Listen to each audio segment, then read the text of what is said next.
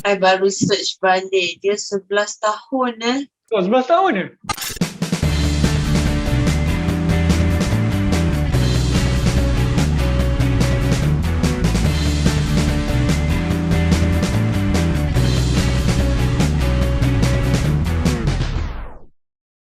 Hai, selamat datang ke Project Struggle Podcast. Hi guys, Aku Firul. aku Errol. Hai Dil. Hai. After seminggu kan, tak jumpa kan. So, korang semua apa khabar? Well, Khabar baik. baik Alhamdulillah, sihat. Cuma dia busy, dia sekarang makin busy sekarang kan. Sebab aku pun busy sebenarnya, cuma yalah, dah macam dah back to normal balik kan. Dah seminggu lebih kita tak bercakap ni, kita kena warm up sikit. Warm up, banyak benda kena warm up. Man, So, apa update? Damn busy. Sangat-sangat. I rasa everyday I time macam ni lah. Baru balik rumah. nampak muka you macam you pakai makeup tapi you belum remove lagi. You makeup ke? Tak ada. Nampak macam you pakai makeup lain. Muka you nampak lain. Ya. Maybe your skin glowing kot. Glowing sebab duduk lama sangat dalam aircon. It's no good lah actually. Kau Irul? Well, dalam masa 2 minggu ni dia macam agak honestly dia memang tak berapa nak baik lah kata kan. Just banyak sangat benda yang cabaran kan. Tapi itulah sekarang macam dah getting better. So ya, kita nak lalu, biasalah hidup kan, ada masalah, kita kena hadap lah. Tak ada hidup yang normal lah. Setiap ada benda datang tau. Tapi masalah tu sekejap je. So just move on. Kita nak start topik lah. Banyak topik ni. And dia macam accumulate se-week sebelum ni. Kita start topik ringan dulu ke apa ke? Topik ringan. Okay, kalau nak cakap pasal topik ringan, kita nak cakap pasal bahasa Melayu. Okay, so kalau ikutkan lah, kalau korang tahulah, bahasa Melayu diiktiraf antara top 10 10 bahasa terbaik di dunia. Kalau korang ada dengar. Last memang PM Datuk Seri Ismail Sabri ada announce hari tu. Dia cakap sekarang ni dia macam dia nak galakkan semua company, office untuk mengutamakan bahasa Melayu daripada bahasa Inggeris. So, sebab kebanyakan orang Malaysia ada yang ada setengah orang Malaysia, rakyat Malaysia diorang tak biasa cakap bahasa Melayu. Diorang tak biasa bukan praktikkan bahasa sebagai bahasa dia punya bahasa pertama kan. So PM macam nak beri galakan lah untuk mempraktikkan bahasa Melayu setiap hari lah dekat office, kat sekolah ke kan. Dia based on apa? Merit bahasa terbaik tu based on apa? Sebab bahasa Melayu ni dia bukan sebab dekat Malaysia saja. Sebab bahasa Melayu ni pun dia gunakan di macam negara-negara lain macam Brunei, Singapura, lagi pun dekat mana, dekat Indonesia pun ada. Dia macam dah listed jugalah dalam top 10 kan. So sebab bahasa Melayu ni sebenarnya dikenali di seluruh dunia, cuma kita tak tahu. Itu apa yang aku baca lah. Sebab aku pun agak bila aku baca macam betul ke kan betul ke bahasa Melayu ni macam sampai orang tahu dekat di benua lain kan. Macam so macam bila baca-baca research kan, memang ada cuma kita je tak tahu benda tu. So adalah lain macam Spanish, China, Chinese kan, Spanish. Dia macam ranking kan? Ranking bahasa-bahasa yang Nombor satu apa? of course lah English. Bahasa dunia kan, global kan. Tapi apa yang Ismail Sabri cakap tu, dia yang cakap kan? Dia cakap pasal suruh praktikkan kan? Ya Apa betul. dia cakap tu okey lah kot. Memang betul pun. Patut kita kena gunakan bahasa Melayu ni lebih kerap lah. Bahasa Melayu ni kena Kita punya native kan. So perjuangkan bahasa. Identiti. Bahasa tu identiti negara. identiti kita. Tapi aku suka bahasa Melayu baku Sabah tau. Sabah Sarawak. Dia macam baku tu bila cakap tu sedap ke dengar kan. Kalau macam aku kan, lorat utara dengan lorat Kelantan kan aku susah sikit nak faham. Especially kalau yang macam pure tu. Aku punya kampung utara tau. So memang setiap kali aku balik kampung kan, memang having difficulty juga nak faham apa diorang cakap kan. Betul, diorang ni cakap macam agresif tau. Tapi sebenarnya bukan diorang agresif. Tapi dah ada macam cara diorang cakap macam tu kan. Cara macam diorang cakap apa kan. Macam, sebab aku pun family aku pun cakap bahasa utara juga. Lorat utara bahasa pula dah. So macam dah biasa kedengaran. So macam kau membesar dengan bahasa utara lah. Ya. So macam maybe sebab tu kau boleh faham kan. boleh lah cakap lah. Tak adalah fasih sangat nak cakap slang utara tu. Kelantan korang macam mana? Kelantan boleh faham? No. sikit-sikit. Kelantan, even orang Kelantan sendiri pun tak faham apa orang dah cakap. Betul. Aku ingat ada seorang member ni kan. Dia sendiri pun tak faham apa orang dia cakap kan. Aku pernah kerja restoran kedai makan Kelantan. So memang kat situ semua orang Kelantan lah. Memang customer pun ada yang Kelantan kan. So macam bila orang cakap teh obe tu aku macam dia teh obe ni. So macam aku tak faham teh obe tu benda. Korang tahu tak teh obe tu apa? Kalau Teh ais. teh ais kan.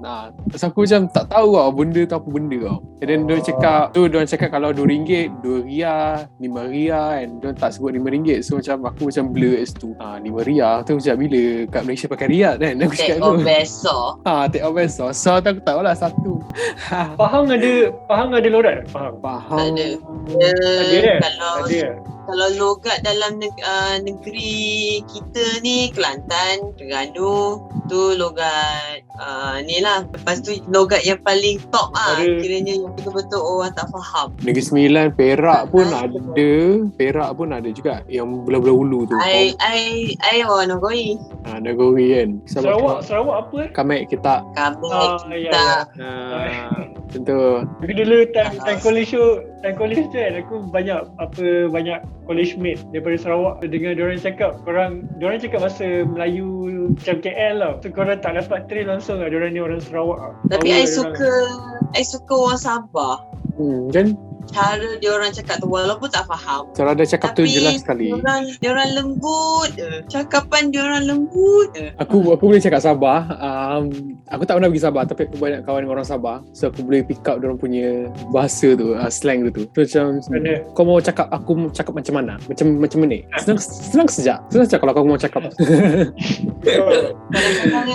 Kalau you dengar betul-betul orang Sabah kan, macam Indonesia pun ada juga. Dia macam bunyi macam Indonesia tapi dia tak macam. Cuma dia punya lenggok dia lain. Dia air slang dia tu lain. Lebih sedap.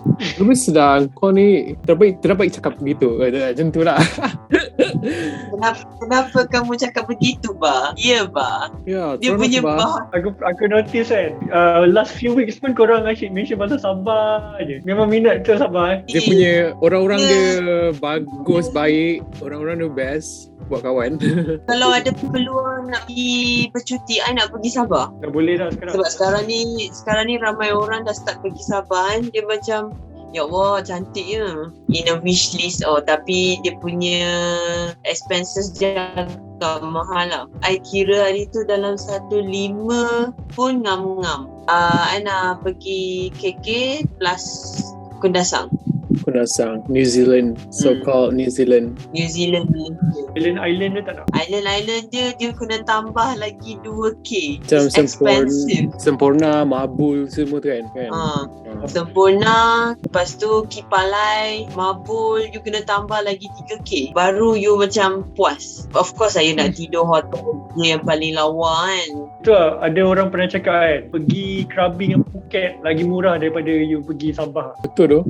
Serius. Lepas tu high density untuk duduk Sabah ni, you memang kena expenses. Lepas tu you kena prepare diri you lah untuk betul-betul bergerak jauh. Sebab dia satu tempat ke satu tempat tu jauh. Kalau you nak pusing Sabah, betul-betul pusing tu, ngam-ngam sebulan.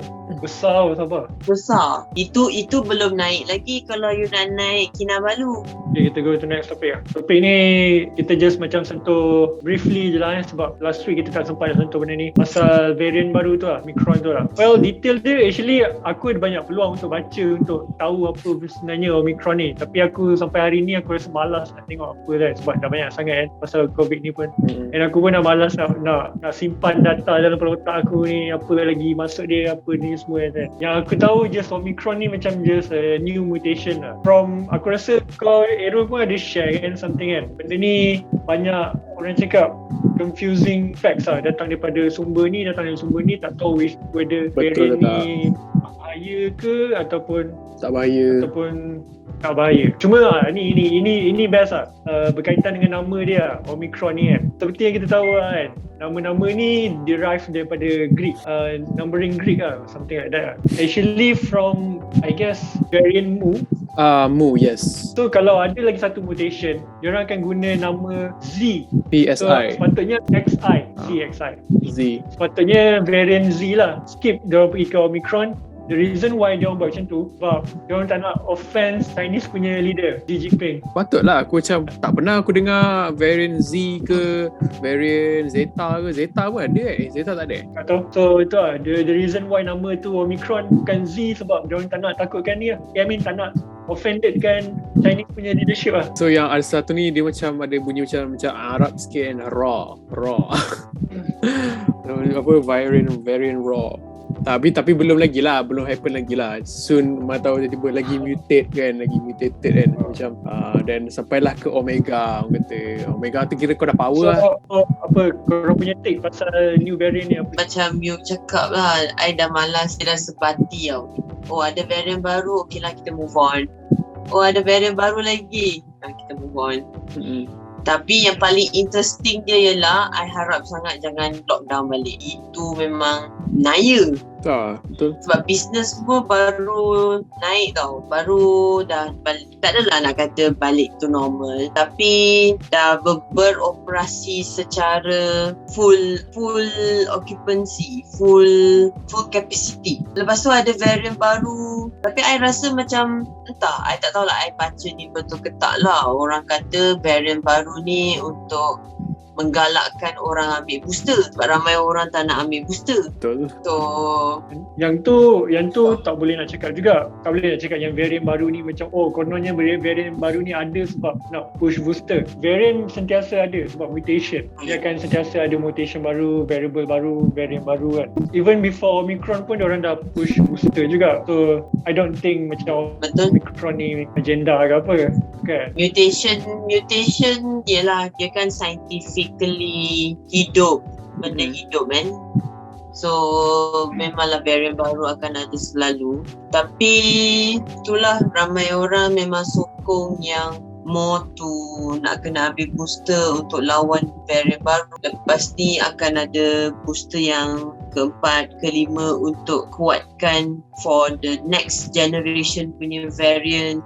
Dia macam Adi cakap lah, bila dah ada kecoh tengah variant baru masuk kan, so I rasa macam alah benda dah lali kan, dah lali kan. Tapi lepas tu tiba macam dia nak bagi statement yang macam menakutkan, macam variant ni paling bahaya lah setakat ni kan, boleh mati lah, tak ada simptom lah apa benda, kena terus mati lah benda kan. Lepas tu tiba keluar lagi statement, kata variant Omicron ni tak sebahaya macam variant-variant lain. Korang ni betul kan, tak tahu I nak percaya yang mana satu punya ni. Sebab apa yang I baca tu semua daripada page yang reliable lah, yang sahih kan. BBC, Harian Metro, Berita Harian lah, apa benda kan, segala macam, CNN. So macam kejap cakap macam ni, I pun tak tahu sama ada masih dalam kajian ke apa benda ni kan. Kalau semua orang ingat balik pun, dia statement yang sama je, hampir sama dengan Delta dulu. Kerana dia dah tutup border kan untuk dia dah tutup semua border ke only certain negara yang dia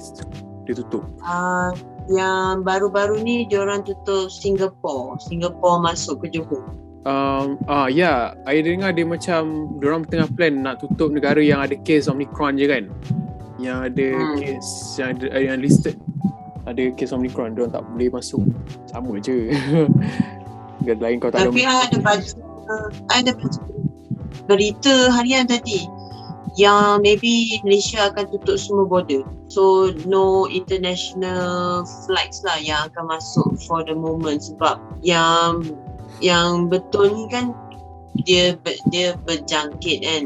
So yang kes yang satu yang dekat Malaysia tu pun dia datang dari Afrika, transit ke Singapore, dia nak balik ke Malaysia. It was a student, right? Tapi dia pergi dekat Ipoh kan, dia terus transfer terus pergi dekat Ipoh, sampai dekat Ipoh dan tapi 2-3 hari sebelum tu kan dah kecoh dah sebenarnya. Dia kata dah ada kes Omicron dekat Malaysia, tapi dekat Ipoh kan. Tapi siapa tu yang tu dia cakap, dia menafikan kan ada kes. Lepas after KJ, bukan KJ, yang dia seorang, siapa nama dia, Ashif. Hisham Hisham, lupa dah aku nama dia.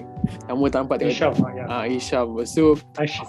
lepas 2-3 hari tu, lepas tu baru keluar lagi statement. Dia kata dah ada kes Omicron dekat Malaysia kan. Mula dia menafikan. Lepas tu 2-3 hari lepas tu dia cakap ada kes Omicron dekat Ipoh kan. So macam orang dah start, I baca komen dekat bawah semua, dia cakap susah sekarang nak makin dah tak percaya dengan kerajaan sekarang kan. Apa semua nak berselindung kan. Lepas tu bila dah kecoh baru nak keluar cerita macam tu kan. Diorang macam dah tak percaya dah. So, korang rasa lockdown lah nanti? Haraplah tidak Harap tak. I ada satu situation I tak tahulah dia lawak ke apa, dia kelakar ke. I masuk mall hari tu. Lepas tu tengah pilih-pilih barang kan, tiba-tiba dia main lagu raya. Wow. Lagu Selamat Hari Raya. I macam kau pasal lagu salah ni, tak ada mood ni. Tiba-tiba lagu raya. Dia suruh kita raya awal sikit lah. Nanti Masa raya. tu Raya dah lockdown diorang kan? tak. Masa tu diorang tak ni lagi, tak inform tentang kes Omicron yang satu ni. Dia just macam randomly I dengar Spotify hari tu pun tiba-tiba bukan dalam playlist I keluar lagu raya. Sepatutnya lagu Christmas kan, lagu raya pula. Ni apa hint dia nak bagi, dia nak suruh lockdown ke, dia nak suruh kita raya dulu ke, memang tak raya ke tahun depan. Padahal dalam playlist yang I selalu dengar every morning I pergi kerja, tak ada pun lagu raya dalam tu. Tiba-tiba lagu raya keluar. Macam kau ni spoil mood lah. Saja nak bagi mood spoil kan, macam tahun depan. Sebab cycle dia sama je. Varian baru, kes naik, lepas tu lockdown, lepas tu vaksin, lepas tu lepas tu ada lagi varian baru, lockdown, dan macam tu lah cycle dia. Diorang macam dah siap buat graf lah. Macam ni dah masa 2 tahun ni sama je benda dia kan. Cuma tahun ni je kita dah start develop vaksin kan. So tahun lepas kita baru nak ni. Tapi cycle dia tu nampak sama lah kan. Ujung-ujung tahun macam ni mesti dah kan macam dah start kes naik lah benda kan. Betul awal-awal tahun tu dah start macam dah lockdown. So kita go to the next topic. Ada topik? Tak adalah berat sangat, tapi dia link dengan booster jugalah, tentang mixture of current vaccine dengan yang diorang nak bagi sekarang ni lah, Pfizer dengan Sinovac. Artikel yang I baca ni diorang kata yang sahih lah daripada medic facts. So diorang kata tak ada apa-apa masalah lah untuk mix, sebab ramai orang takut nak mix. Pasal mixture ni rasanya dah tak jadi isu sangat ke, sebab sekarang pun percentage orang yang dah ambil mix vaksin ni dah banyak kot. Especially yang Sinovac, booster dia Pfizer. Cuma yang jadi talk about sekarang ni diorang punya simptom lah. Tu je. As usual, selalu vaksin ni more towards symptom punya problem lah. Ada ini ke? Kalau booster ada yang boleh ambil Sinovac juga ke? Ke memang Pfizer je, exclusively for Pfizer je? Diorang sekarang kan Pfizer lah kan hari tu. Dia sekarang ni exclusively for Pfizer. So tak ada planning third shot as a Sinovac, tak ada lah? Ada, sekarang dah ada dah. Ada. Sebab baru-baru ni kan ramai yang berkelayakan untuk dapat booster, macam yang warga-warga warga emas ni kan, 40 tahun ke atas lah, ramai yang tak hadir appointment sebanyak 500 orang dekat Penang saja. Tak datang appointment, 500 orang yang tak datang appointment sebabkan Pfizer. Sebab diorang tak nak vaksin campur-campur ni. Kalau boleh diorang nak dapatkan brand yang sama juga, Sinovac Diorang nak Sinovac jugalah.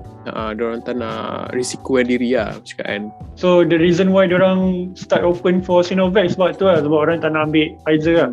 Sebab orang tak nak Pfizer. So tapi sekarang ni yang Sinovac ni pun dah start macam kau dah boleh beli kan, dah kena berbayar. Tak tahu kan, dekat klinik-klinik swasta kan. So apparently dia cakap walk-in tu kan, walk-in untuk booster tu bukan semua orang boleh pergi walk in. Orang yang dah cukup requirement, which mean macam kau cakap orang emas dalam certain age group tu yang dapat pergi walk in tu. Kalau macam aku, macam kau macam ideal nak pergi tu memang tak dapat lah. Belum turn lagi lah. Lepas tu dia yang orang yang nak pergi overseas pun boleh ambil. Dia macam sebab setengah negara kan dia macam dia nak kita ambil booster kan ataupun dia nak Pfizer kan. So kalau disebabkan atas alasan tu kita dibolehkan untuk ambil. Sebab I tak tahu fact sangat tentang vaksin ni. Sebab I AZ, so I tak baca sangat. Pasal vaksin ni pun I dah macam malas nak ambil tahu sangat pasal ni. Tu I macam dah biarlah. Kalau penting je I ambil tahu lah. Sekarang ni malas nak ambil tahu. Age group I dah ramai orang pergi dah booster yang walk in.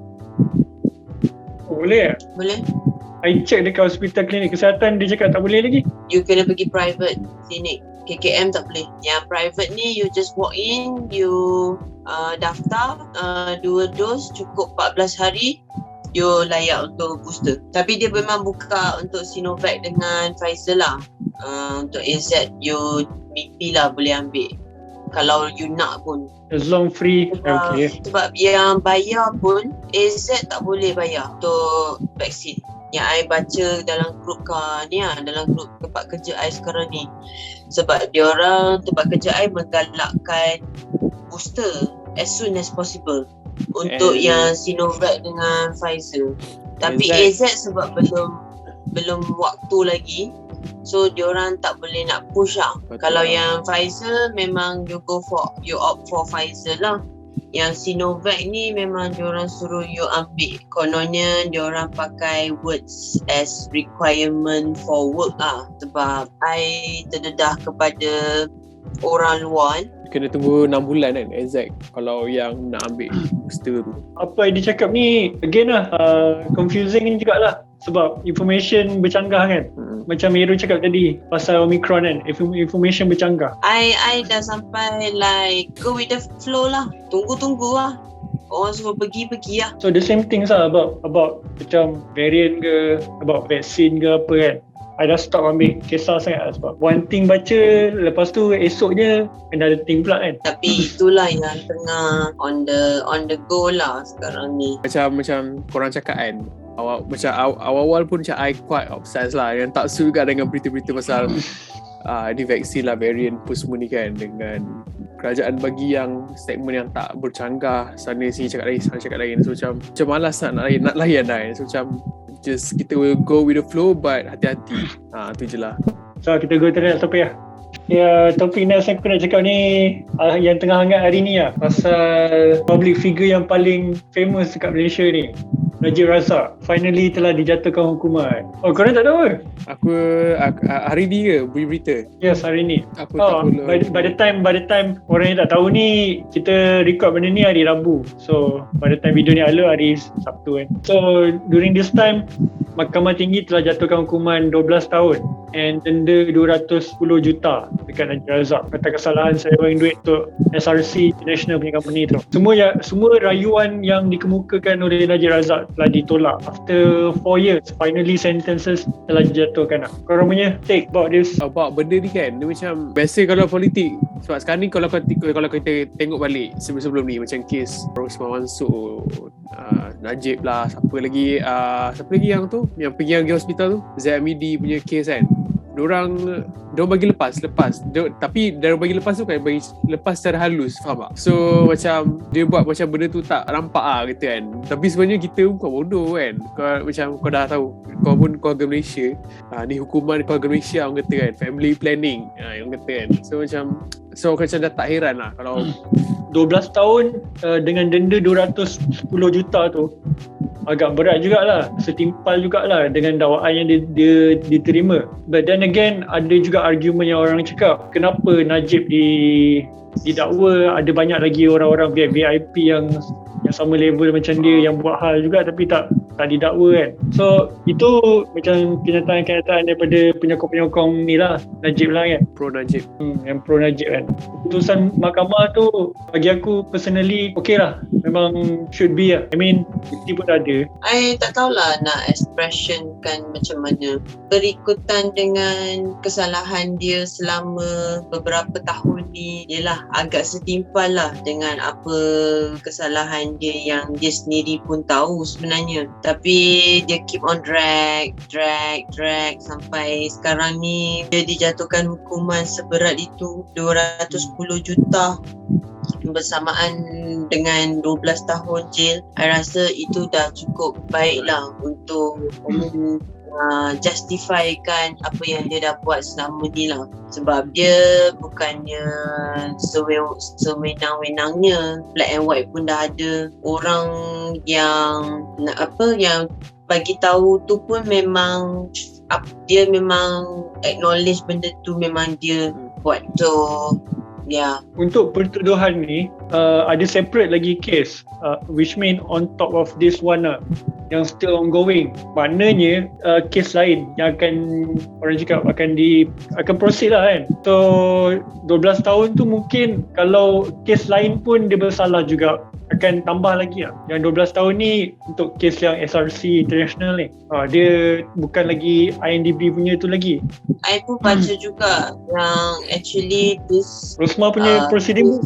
Rosmah lagi itu dah cerita lain dah tu. So yang sekarang ni diorang jatuhkan hukuman 12 tahun dengan 210 juta ni is for that specific SRC International punya case. And yang ongoing tu maybe belum dia lagi akan tambah lagi. Yeah. So ramai orang yang komen lah dekat, I baca dekat Facebook tadi, Esrawani. Ya, ramai orang memang kata biarlah case tu ibarat dia punya hukuman tu infinity. Bila ada this one lady, dia list down now apa case-case dia, IMDb, SRC, lepas tu dengan Felda lagi, lepas tu apa lagi, duit Arab lagi, Arab yang dia menafikan donation. So dia still ongoing semua case tu throughout all these years lah. So memang 12 tahun ni ialah untuk SRC, dan memang dah masuk berita semua artikel Asset Now lah. Now pun ada artikel baru juga pasal Tun M lagi. So banyak lagi lah. Tun M berserempak dengan Najib, and then he mentioned that Najib looks so innocent. Dia terima hukuman tu ibarat macam orang kena piti dekat dia lah. Kalau bercakap pasal YMDB ni semua kan, korang dengar cerita pas yang kisah diorang skandal money laundering ni semua kan? Money laundering pula dah, money embezzlement ni semua kan. YMDB ni dia akan difilmkan ke dibuat TV series tau. Dia buat series apa? Siapa dia? Tapi dia macam Michelle Yeoh kan? Michelle Yeoh, tapi dia dah start dah ada pelakon lah untuk yang cerita ni. I rasa kan everything in Malaysia kan boleh dijadikan drama ke movie ke.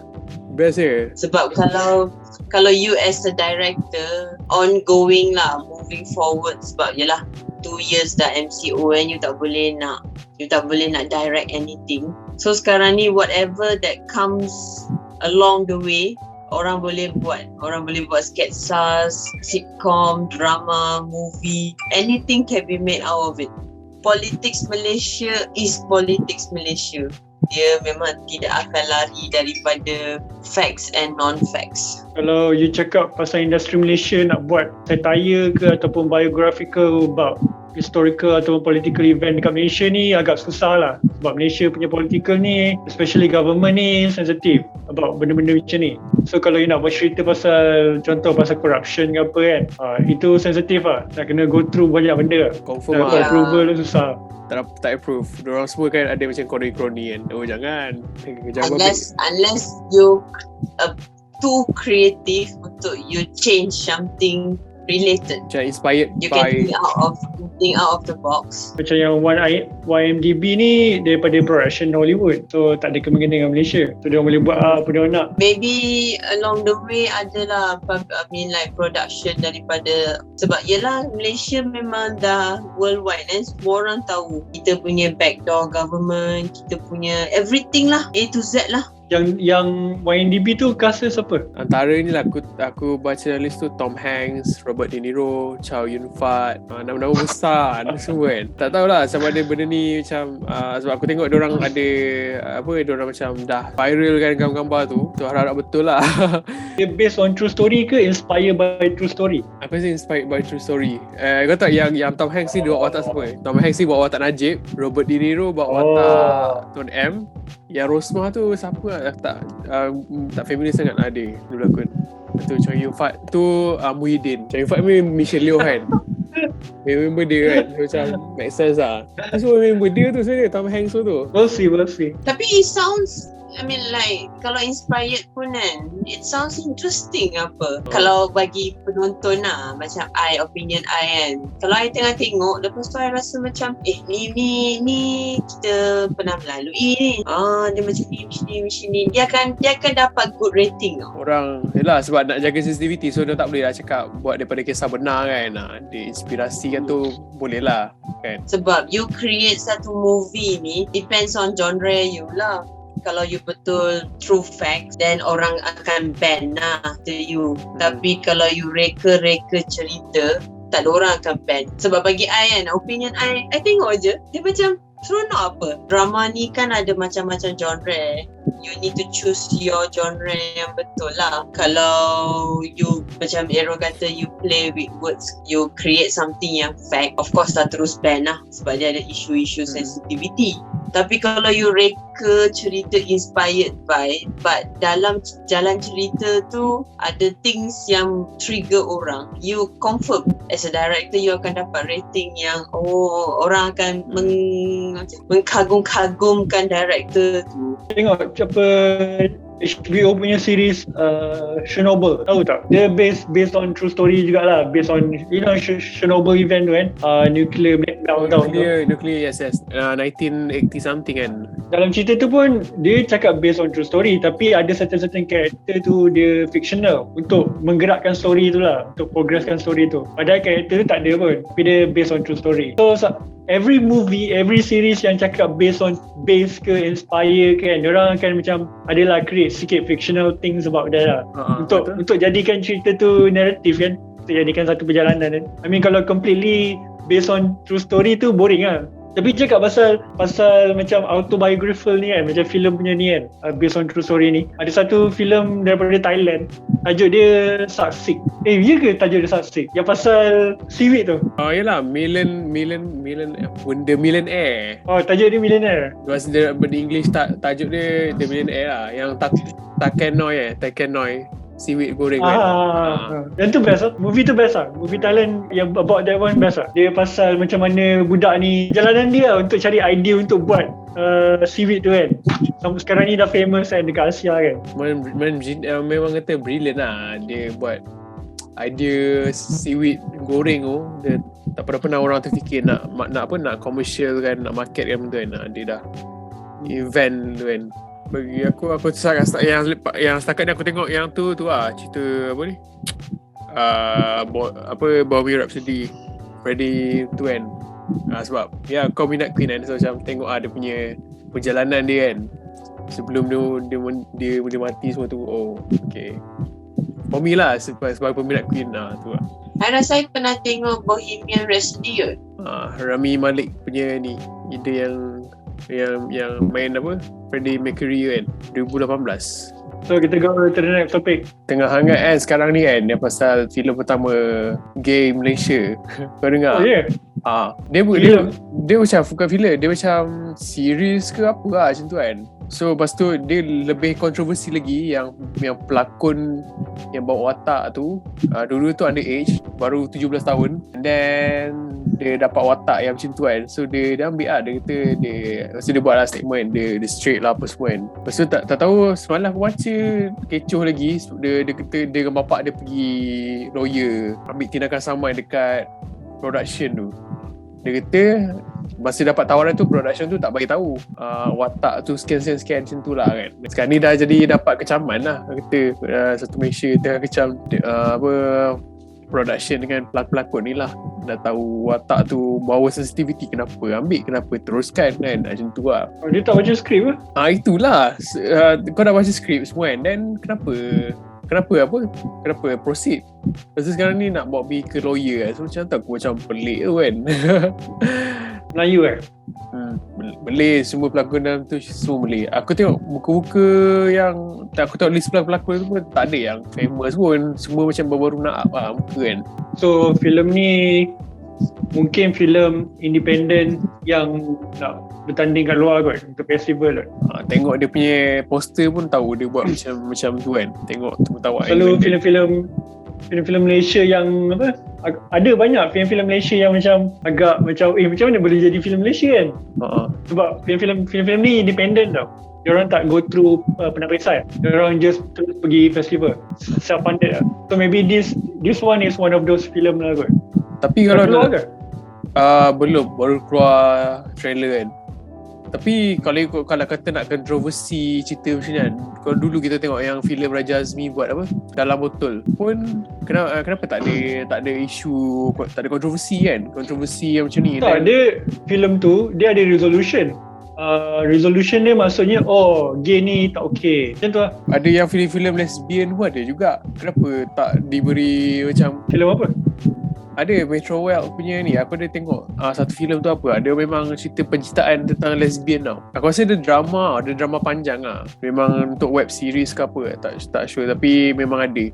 So aku tengok lah juga kan, boleh pula Metro Wealth buat cerita macam ni kan. Aku tengok kan ada scene lesbian ni semua ni. Ada lagi filem-filem dia punya moral apa? Aku tak tengok habis, tapi aku tengok just macam sneak peek dia punya sneak peek je lah kan. So macam tak tahu lah moral dia apa kat situ. Dia punya lembaga penapisan punya guideline, dia kena ada macam tu lah. Apa-apa topik pun, walaupun benda tu controversial, tapi you kena stick the landing lah. Landing dia macam mana kan? Pengajaran kalau lah. you cakap dia kena stick the landing lah. Apa conclusion, apa resolution cerita tu kan. Paling-paling ending pun dia kata biasa orang buat pasal kematian lah macam cerita tanah kubur tu macam tu kan. Dah bagi pengajaran macam tu lah, lebih kurang dia punya exposure dia semua kan. Macam Want to Jaga punya filem kan, itu dia sentuh isu corruption dalam polis, tapi dia berjaya stick the landing. Sebab by the end, polis yang baik dapat tangkap semua polis yang jahat. Itu dia stick the landing kan. Kalau kita tengok filem luar, filem macam The Departed kan, Leonardo DiCaprio tu kan, pasal polis corruption juga, tapi ending dia ambiguous tau. Ada siapa menang, penjahat tak menang, polis pun tak menang. So kita tu more on macam self lah. Malaysia ni macam kita cakap tadi pasal filem-filem ni kan, semua benda kena ada guideline lah. Bila nak buat sambil lewa, nak buat melanggar je tu boleh buat, tapi you tak dapat lah nak release kat Malaysia kan. You dapat release kat luar je lah. Kat luar lah. Dan bila kalau cerita kau dah menang kat luar, Malaysia pula ambil. Tak tahu kan. So sekarang ni diorang nak saman production tu. So aku macam tak apa nak logik lah. Takkan kau tak baca agreement tu semua kan sebelum kau ambil tawaran tu semua. And tak, aku pun macam semua orang macam pelik tau. Macam benda ni apa pasal tiba-tiba pergi lawyer kan. Kau dah berlakon, kau dah cerita tu dah nak keluar lah pun. Sekarang ni kau baru dah jadi isu besar ni, baru nak ambil tindakan bagai kan. Macam benda lah. Saya rasa to my opinion lah, ni semua karakter individual tu, dia publicity lah. Back to publicity lah. Sebab kan, betul juga dia cakap. Kalau tak kita tak tahu pasal movie ni. Cerita tu tak lah, dia punya kalau logically lah, you dah go through the whole script, you dah berlakon, you dah you dah masuk dalam admire that scenario, takkanlah baru you nak pergi saman, baru you nak pergi makan mas sebab orang kecam you. So hidup tak tenang lah, tiba-tiba you buka mata kan. Tapi kalau let's say lah you turn around the cerita tu sukses, tak ada orang kecam pun, orang tak kecam you pun sebagai pelakon, tiba-tiba rating dapat 8 out of 10, I tak rasa dia akan pergi saman lah. Dia akan promote lagi cerita, dah tengok lah cerita aku berlakon ni, gay pun gay lah, lantang kau lah. Macam so I rasa ni semua karakteristik and publicity. Ada satu filem Malaysia ni kontroversi juga, baru keluar. Nama filem ni Prebet Sapu. Pernah dengar tapi aku tak tahu trailer dia lagi. Diorang ada poster Filem ni dah lama dah. Dia start shooting 2018. Ini independent punya production lah. Pelakon dia Amirul Effendi. Dia pasal seorang mamat ni, Amirul Effendi ni, dia daripada kampung dia pergi KL untuk kerja jadi macam Prebet Sapu lah. And then during that time juga background cerita dia tu during peralihan kuasa daripada BN, daripada UMNO ke PH. Dia cerita masuk international lah kan. Dia filem tu sekarang ni mencolok orang cakap wakil Malaysia untuk Oscar. Tu yang jadi bualan tu, artikel lah itu, tapi tak sempat tengok trailer dia. Malaysia tak keluar lagi. Tu lah. Harap ada cerita-cerita independent semua mana lepas kat Malaysia ni orang tak terima, orang luar yang tengok kan. Kenapa ada benda yang macam ni lah berlaku? Cerita Malaysia ni Kurang promosi, media tak nak cover, dah berjaya baru cover kan. Berulalah Sanjung tu kan, angkat. Filem Malaysia banyak yang bagus, cuma nak dapat attention tu, nak buat duit tak dapat lah. Sebab tu kebanyakan filem-filem yang ada kat Malaysia ni pun filem yang senang je lah, macam horror ke komedi kan. Topik yang berat sikit tu diorang takut nak buat. Banyak sebenarnya orang-orang yang kreatif, orang-orang yang berbakat, tapi bila kita tengok orang nak hire pelakon pun kena ada followers 1 juta. Dari situ kita boleh tengok macam mana kan. Tapi itu semua kehendak stesen TV lah, bukan kehendak production dia menurut perintah saja, terpaksa kan. Kau beli diorang pun tak nak buat yang macam 1 million followers semua tu, semua kehendak stesen TV. Bukan dia nak muka orang ni ada dalam TV, yes, kena tak syarat-syarat scan. Tapi kalau you tengok balik, it's a good thing actually to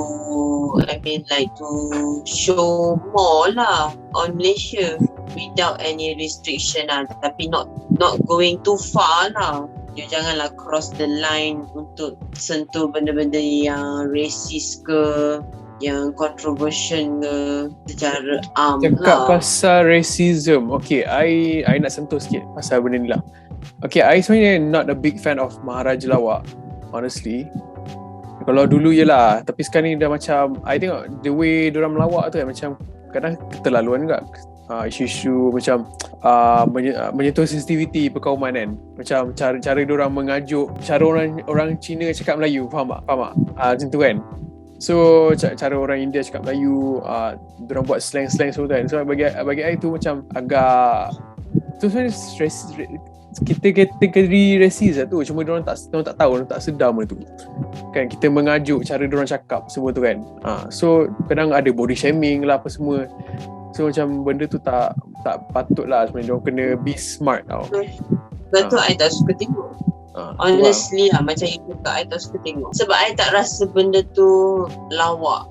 So depends lah. Dia sitcom pun macam Douglas Lim, dia punya lawak tu dia ada limit dia. Haris Iskandar pun dia ada limit dia. Tapi you rasa benda tu kelakar, you jangan cross the line lah. Tak perlu try hard sangat.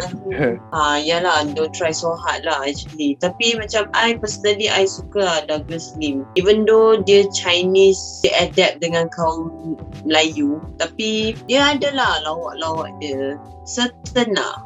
Tapi I respect dia sebab dia tak cross the line. So dia akan jadi, bagi I, kelakar lah. Satu, he makes my day lah. Sebab dia Fly FM morning kan. So yeah, I pernah tengok dia perform live, memang kelakar.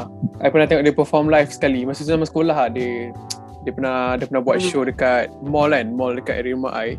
So dia memang kelakar dia punya lawak tu. So kita go Aku rasa boleh last topik lah kot. Okay lah, ni berita gembira lah. Dia tak adalah macam besar sangat pun cerita ni. Sebab aku dah tahu benda ni lama. Ada good news datang daripada benda ni. So aku pun genuinely happy tau. So Ileana kan dia ada cancer kan. So sekarang ni dia dah bebas cancer. After 5 years, 7 years dia bertarung dengan ni kan. So aku bila aku baca artikel tu, aku pun genuinely happy untuk dia. Betul. Sebab yelah cancer kan. So ya, alhamdulillah lah dia dah bebas cancer kan. Memang. So itu je lah aku nak share kan. Tapi memang betul sebab memang aku pun memang minat Elana daripada sekolah lagi kan. So bila dapat tahu dia ada cancer tu, macam sebagai peminat dia kan, so macam sedih lah juga. So macam since waktu tu aku macam everyday aku tengok dia punya Instagram kan, tengok keadaan dia semua. Memang dia fight tau. Dia memang happy dia tak. Dia memang tunjukkan dia punya positive energy tu memang dia quite inspiring lah bagi aku kan. Untuk dia lawan kanser tahap 4 dan sampailah sekarang ni dia bagi berita tu, macam aku rasa satu Malaysia happy tau dengan dia punya dia sembuh kan. Alhamdulillah. It's a miracle. Aku pun macam baca update pasal dia pun macam sparsely lah kan. Kadang-kadang dengar update pasal dia kan. And then bila dapat tahu yang dia dah bebas cancer tu, memang aku betul-betul sincerely happy tau untuk dia. Sebab cancer kan, benda ni life threatening kan. Lepas tu dengan anak-anak dia lagi kan. So ini yang good news lah. Itu lah stage 4 kan. Stage 4 weh, lymphoma pula tu. Calang tu, penyakit tu. Miracle juga lah. Yelah, aku rasa kita tiga memang membesar dengan dia. Ya, daripada sekolah kan. Dalam sekolah tu. Personally, dia memang is a true inspiring lah actually. Bila you cakap tentang topik ni kan, I sebenarnya dah tak ingat dah sebenarnya yang pasal ni. I totally forgotten about it. Bila you bagi tahu tu, dia macam tiba-tiba rasa macam happy pula. Kan? Yeah, rasa happy. Macam awal-awal dengar pasal news dia cancer stage 4 ni kan, dia ada satu feeling macam dread lah. And then bila dah after years kan, and then dia dah bebas kan, so rasa macam good for her lah. So korang semua yang tengok ni, pasang lah lagu Satellite ke apa ke sempena meraihkan kejayaan Ileana. Lagu favourite dia tu lah, Satellite something apa? Satellite apa? Ada tadi Satellite. Tapi aku suka lagu dia yang first single tu. Aku suka lagu yang Memang Niatku Mengharap. Tu lagu best lah bagi aku, first semua dalam playlist aku tu. Banyak lah lagu dia power. Tarik tali apa lagi? Apa Sulaiman. Dia start famous balik. Dia start berlakon dunia baru lah. Tu memang masa tu dia yang diorang berlakon dunia baru kan diorang berlakon kat Unicell kan tu kan. Sometimes tu memang terjadi, aku kata ramai orang nak ikut trend tau. Macam budak-budak lepas habis sekolah aku nak belajar kat Unicell sebab kan cerita dunia baru. Macam free promo untuk Unicell lah tu. So lepas tu dengan fashion Ileana tentu pun jadi ramai yang jadi ikutan lah cara dia dress up kan. Sebab jarang tau dekat Malaysia ni jadi icon fashion tau. So dia one of them yang orang ikut cara dia pakai semua kan. Dia punya ranggi-ranggi dia tu, pang dia tu kan. Yang klip video hitam putih tu lagu apa? Babak Penantian, Kali Serindu. Jadi Charlie Chaplin kan. Yang music video yang dia di kecil tu. Tak tercapai akalmu. Tak tercapai akalmu. Apa lagi lah lagu dia? Tarik tali, Satellite, Tapak Sulaiman. I baru search balik, dia 11 tahun 11 years. 11 tahun ke? 11 tahun dia fight. Oh wow. Since 2010. So yang dia bagi announcement tu, maksudnya dia dah lama lah bertarung dengan kanser kan? Masa dia tersingkir Gavaganza season berapa? Season 4 ke 5. Tu yang dia buat official announcement lah, dia ada kanser kan. Terkejut kat semua orang kan. Patut dia kurus kan semacam kan. News dia keluar hari ni Pagi tadi, subuh tadi dia update. Dia sekarang tengah kemo. Dia tengah kemo kali ke-5. Dia dah buat radioterapi semua dan doktor dah scan semua dan bagi result dah tak ada dah. Kanser dah mana dia hilang. Tapi jadi boleh dengar lagu dia. Yeah. I memang akan pasang lepas ni. Sebab the fun fact is I suka karok lagu dia. Walaupun I tahu I tak boleh nak tarik, tapi I suka lagu dia. Sebab lirik-lirik dia macam dia comel lah lagu-lagu dia. Lagu-lagu Macam dia, seronok nak menyanyi. dia macam Queen of Pop lah, Queen of Pop Rock. Macam tu lah kan, betul kat Malaysia ni. Avril Lavigne Kind of. Tapi kat zaman-zaman sekolah menengah. sekolah dengar lu. Active 5 ingat? 85. Kena pilih nombor favorite 5 kan. Zaman SMS. Kan throwback balik 85 make sense. Holly kan, ya Allah kata kau aktif kan. Lepas tu call free malam. Aku free. Aktifkan nama girlfriend lah dulu. Lepas tu nama kawan yang kau selalu SMS, nama parents pun lagi. Kelakar. Tapi benda-benda macam tu lah yang orang, like zaman sekarang ni tak rasa tau. Tak pernah dengar pun benda ni. Kalau I rasa kalau ada subscriber yang tak pernah melalui zaman kita, I rasa dia akan pelik. Aktifkan apa dia? MMS kan. Apa dulu yang boleh dapat free SMS tu? You kena type free SMS Dia kena purchase apa untuk dapatkan 100 SMS. Ada. Ada something macam tu. Free call tu memang selalu buat tu. Malam After midnight. Dia 12 to 7 tak silap I. Dulu kan zaman orang bergayut, zaman orang bergayut. Sekarang orang kan pakai WhatsApp ke. Dulu ramai orang bergayut. Dulu mana ada WhatsApp semua ni. Bergayut pengalaman aku bergayut pukul 12 sampai pukul 5 pagi. Ya Allah, aku macam apa aku buat ni macam tu. Ya. Oh my god. 12 tu start. Tak ada benda pun nak cakap. Borak. Tadi kau buat apa kat sekolah? Borak lagi. Tadi kita pergi jalan pergi makan. Borak. Tengok dah pukul 5. Esok lagi sekolah ni. Bukan esok tak jumpa pun. Okay lah. Kita boleh end lah kot. So korang last word. Anything? So untuk subscriber kita, untuk subscriber baru, bolehlah support projek Serabut kita untuk mencapai target kita by end of this year. So tak ada last word. Macam biasalah, jaga diri, stay safe. Kalau ada topik baru, you boleh komen dekat bawah ni. Boleh share, like and subscribe to our channel continuously. Thank you. So kita dah capai 60 subscribers. Okay, so thumbs up.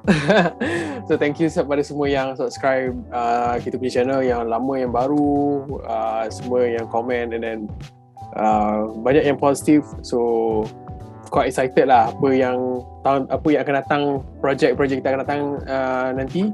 Dan sekarang pun kita dah ada segmen yang baru, itu Tanya Rakyat, dan korang rajin-rajin lah buka kita punya channel dan tengok apa yang kita buat selain pada podcast ni kan. So teruskan support, and don't forget jaga diri. Okay, so kita jumpa next week.